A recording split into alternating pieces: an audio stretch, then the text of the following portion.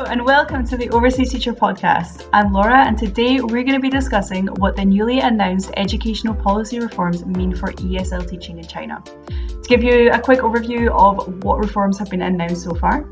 Firstly, all ESL training centres in China must register as non-profits.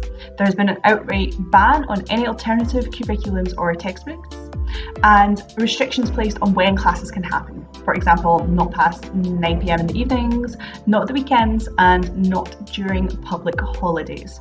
Also been an outright ban on any extracurricular tuition for preschool age children, and a ban on hiring foreign teachers that don't reside in China. So I hope you enjoyed the discussion, and if you have any questions at all, please leave them in the comments below. Let's go.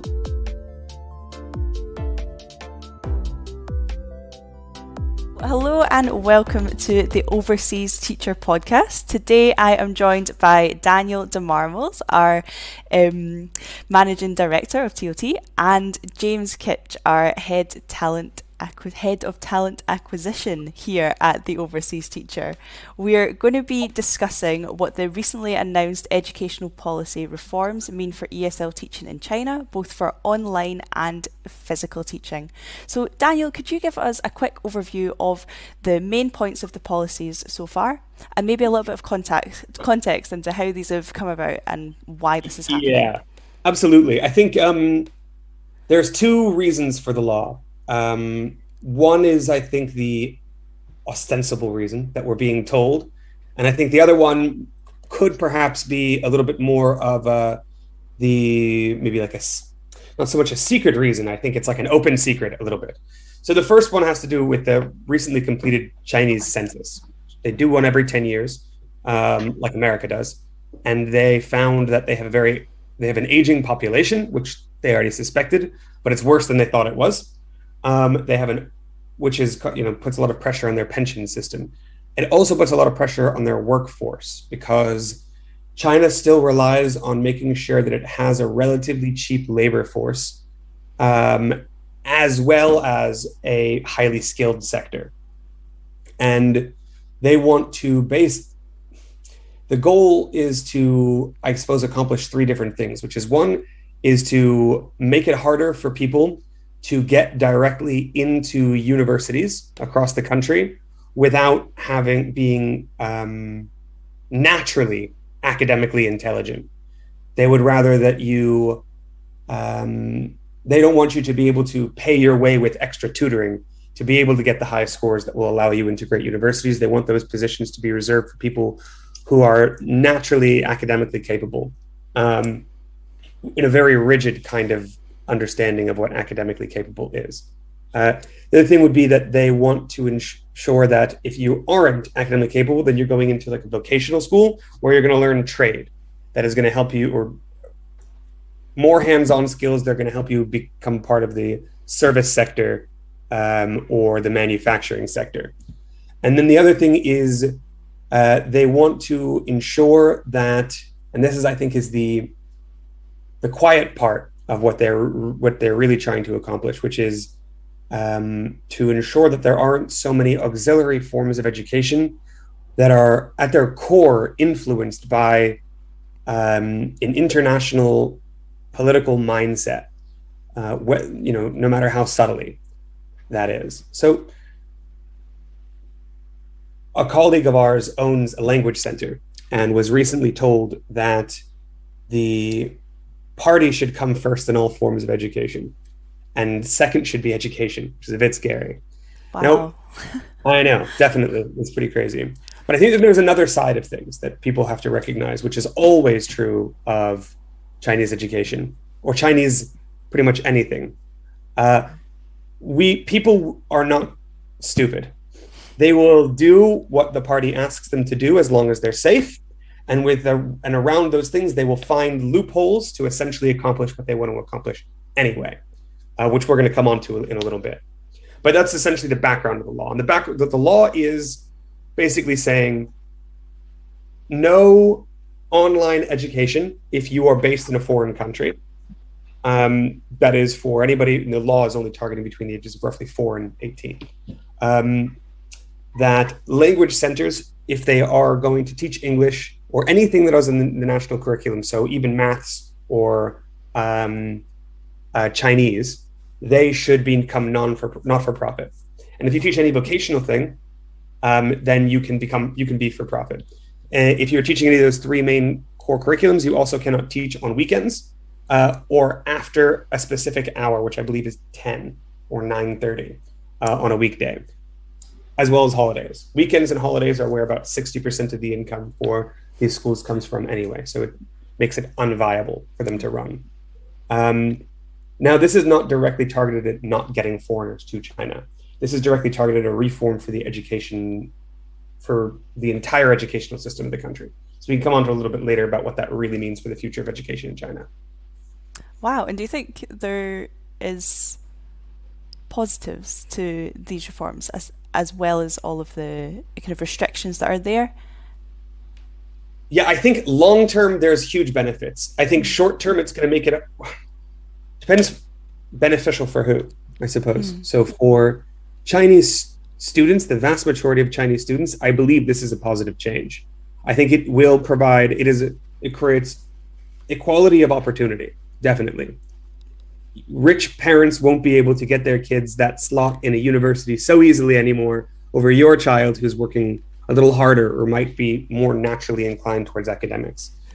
It should drive the cost of education down, although in any market where you made something illegal, things that enter the black market end up becoming more expensive. But overall, it will encourage people to spend less time on auxiliary education, which could be a really good thing because it might mean that kids get to play a little more, which would be great. Yeah. Wow. So I think there's some positives. Yeah. So far, how has the ESL industry been affected by these policies so far? We've seen online companies mostly already kind of close their doors. How would you say this has affected the market on a whole? It's been pretty crazy. I think this market was deemed to be worth about both markets, online and physical, were deemed to be about worth $120 billion. Wow. For the entire industry across China, and they've wiped out essentially 70% of the value of that market. People give different estimates for it. It's had a huge impact in terms of online education companies essentially no longer having a viable business model, because the only point of having an online teaching company is so you can get talent anywhere in the world into the homes of students who want it. That is no longer possible. However, the ESL industry has now shifted more towards different kinds of education. So working with younger kids in kindergarten, which is a really good place to have an influence on the learning of a child. And then public middle schools and high schools, which are, as well as international schools, which are actually going to be really good places to work because they're not for profit. So the salaries may become a little lower, and they are going in that direction. They're shooting very high right now because demand is very high and supply is very low due to the pandemic. However, in the future, you'll probably see that those providers may be paying less, but overall, it will be a less profit-driven system and a more interesting and enjoyable job to do.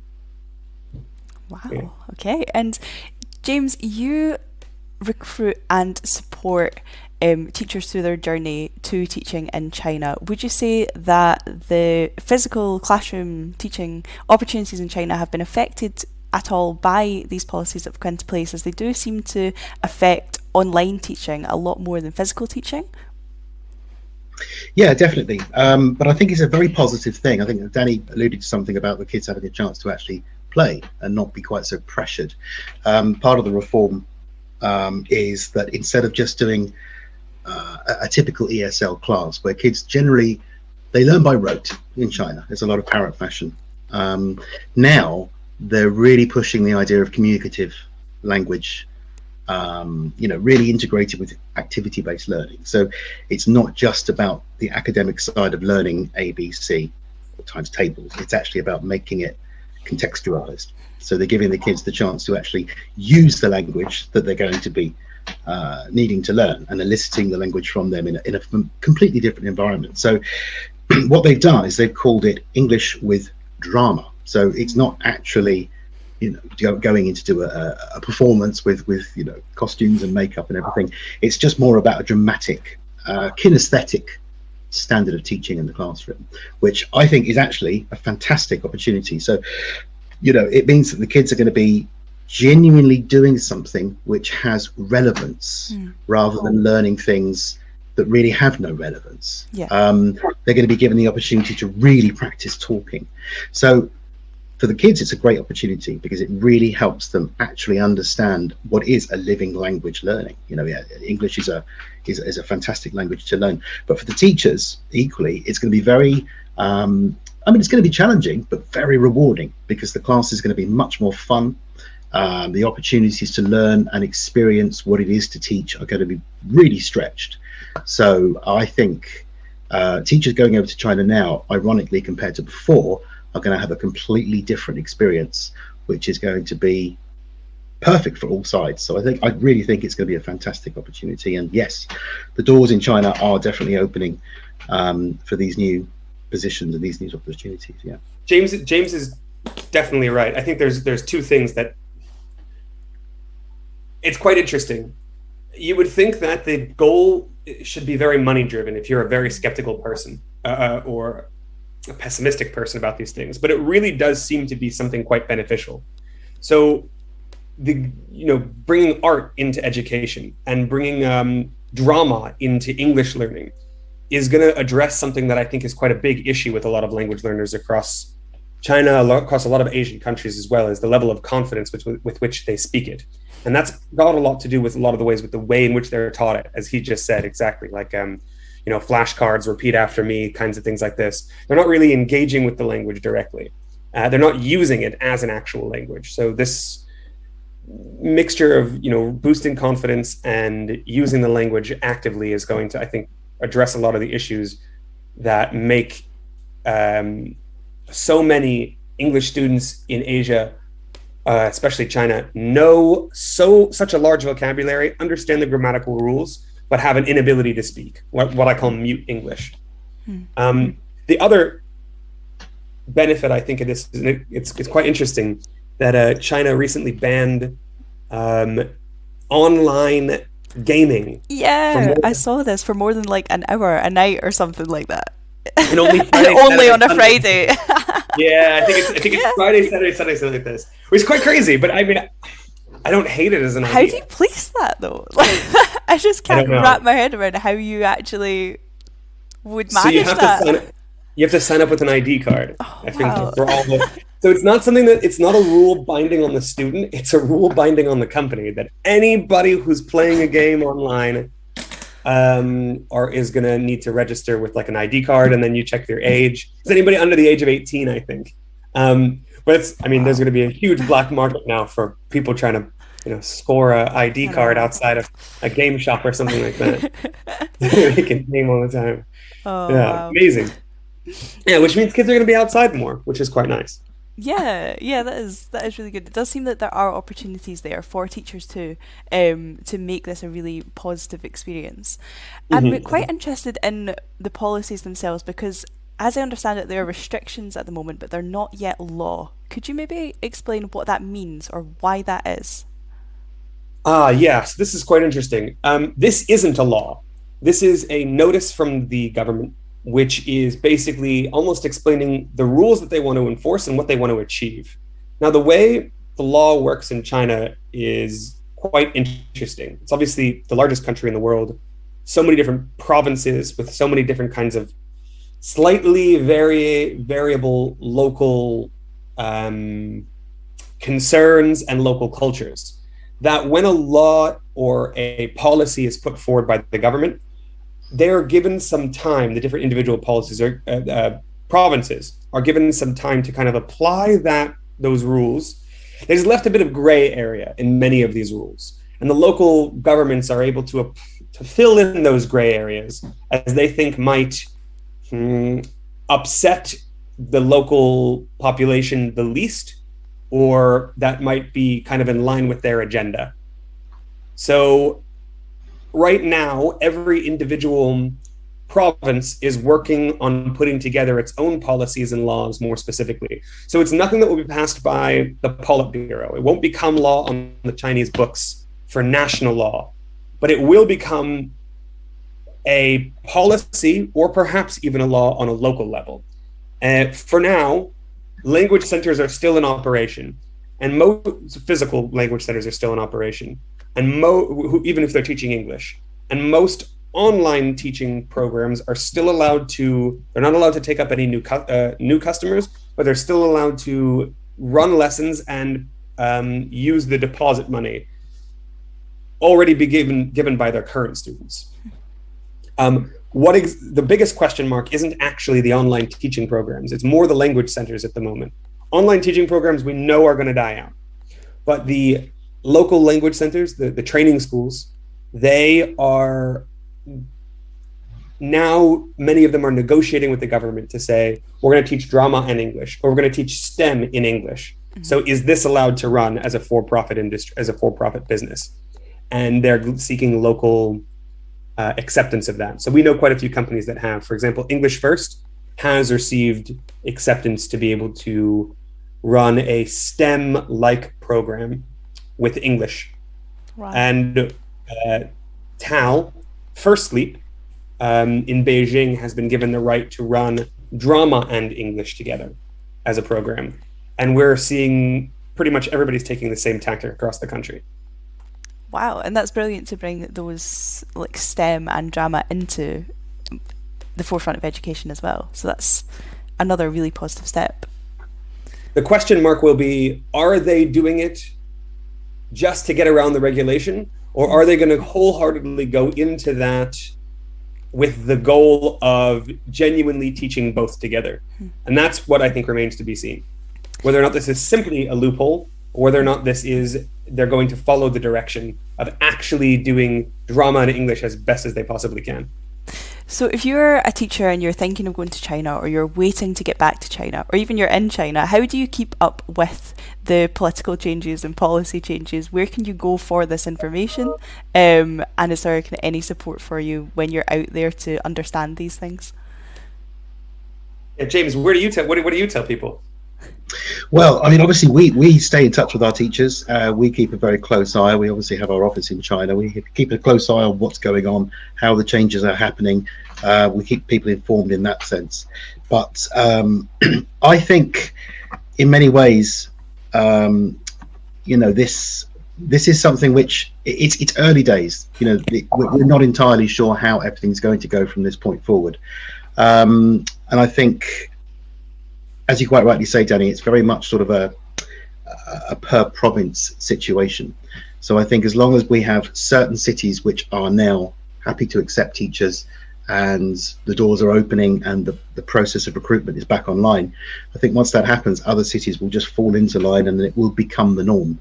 Yeah. And I think with your point before about, are they doing it to get through the legislative changes, or are they doing this to genuinely help students? I think once it actually starts, I think the results will show for themselves that this is something which is going to help the students, because they are, theory-wise, their English is fantastic, but communication-wise, it's not always fantastic.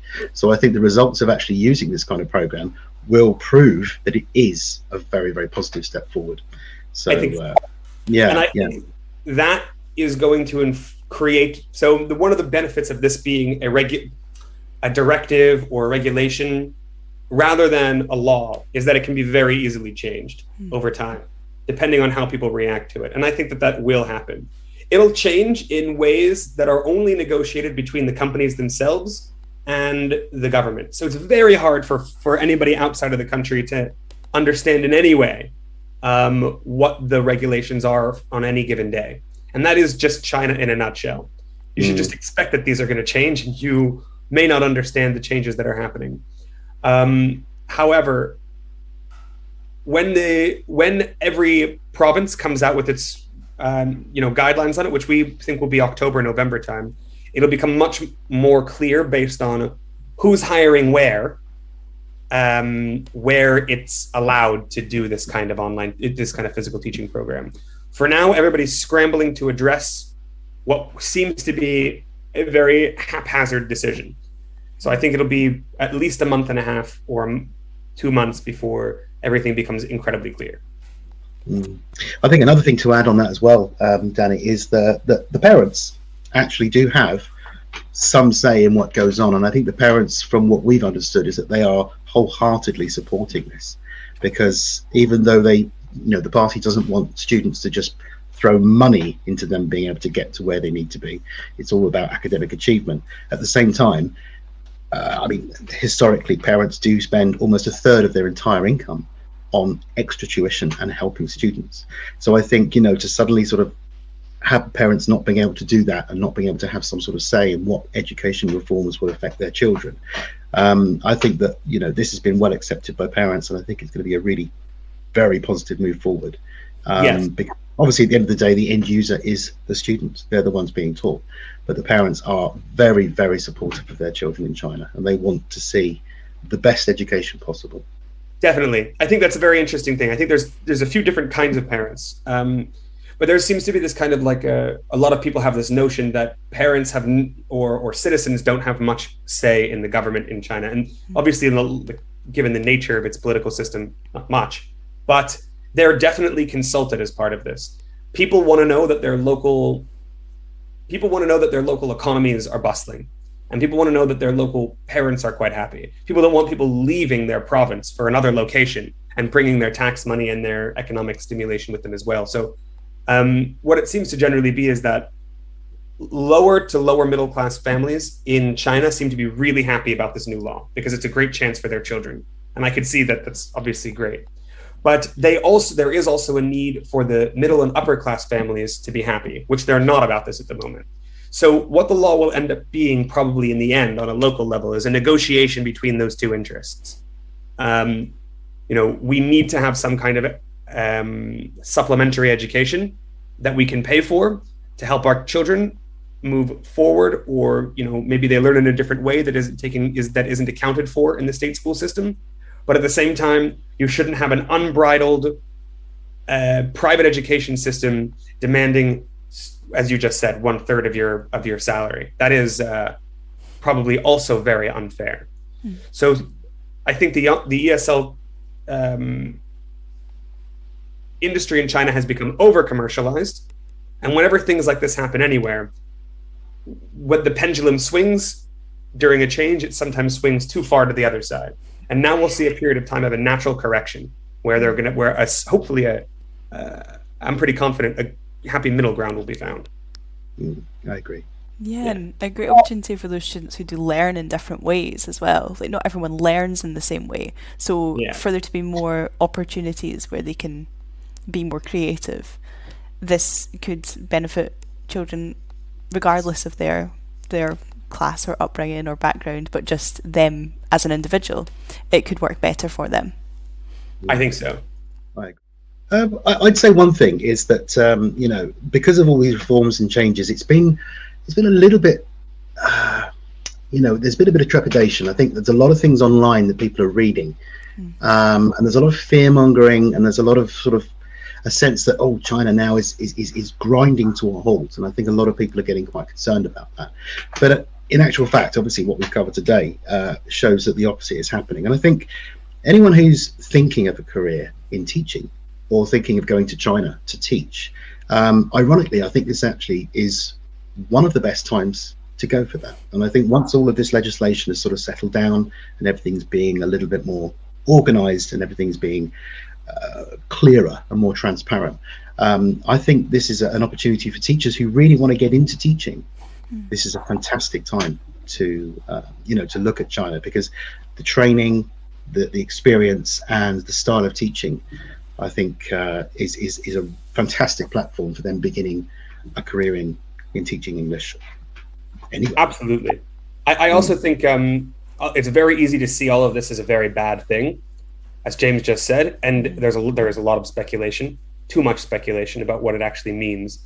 But if you are new to the ESL industry or new to the idea of teaching abroad in China, you may not recognize that probably 80% of these language centers and most of these online teaching companies, save a few names, had a lot of really money-driven, unsavory practices. And you could see there was a conflict of interest about education being a for-profit thing, mixed with some kind of unbridled capitalism. And that was creating issues for teachers, for students, for parents, for everybody. And that was probably one of the biggest complaints we had about teaching abroad.